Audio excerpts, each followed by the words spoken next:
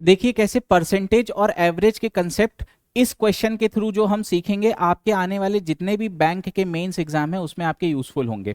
तो आपने बोला salary of three friends Sita Gita और मीता किस रेशियो में है, तो आपने बोला 5, 6 और 7 के रेशियो में है। सीता है, ये गीता है और ये मीता है।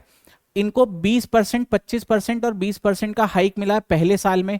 तो अब अगर आप यहां पर इसको 50, 60 और 70 मान लोगे तो आपका 20, 25 और 20% आसानी से निकलेगा। इसका 20% क्या होगा, 10, तो आप 10 जोड़ दो। इसका होगा 15, तो आप जोड़ दो, कितना बनेगा 75। और इसमें आप क्या जोड़ दो, 20% यानी कि 14, तो बेटा ये कितना बनेगा 84। सेकेंड ईयर में बोला है सीता और मीता को सैलरी हाइक कितना मिल रहा है, 40% और 25%। इसका 40% जोड़ोगे मतलब 24, कितना बनेगा 84।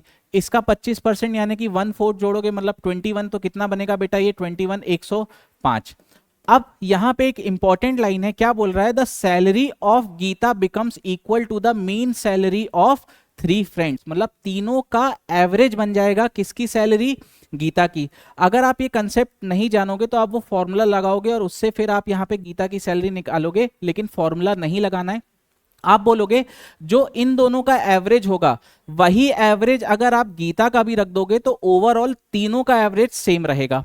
तो आपने बोला इन दोनों का एवरेज क्या रहेगा बेटा, आपने बोला यहां पर 105 और 84, या तो इसको आप सम करके डिवाइडेड बाय 2 कर लो, या आप बोलोगे कि यहां से यहां पे डिफरेंस कितने का है, 16 और 5 21 का है, मतलब 10.5 और 10.5, इधर यहां से 10.5 जोड़ दो या यहां से 10.5 माइनस कर दो। यहां 10.5 जोड़ना ज्यादा आसान है, तो आप बोलोगे इसका एवरेज क्या होगा 94.5। अब आप कैलकुलेट करके देख लेना, ये तीनों का एवरेज अभी भी 94.5 ही रहेगा।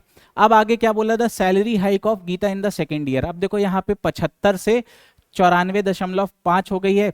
तो अब आपका सवाल बन गया है कि इनिशियल वैल्यू आपकी 75 है, फाइनल वैल्यू 94.5 है, तो आप बोलोगे कितना इंक्रीज हुआ, तो आप बोलोगे यहां से 19.5 का इंक्रीज हुआ है।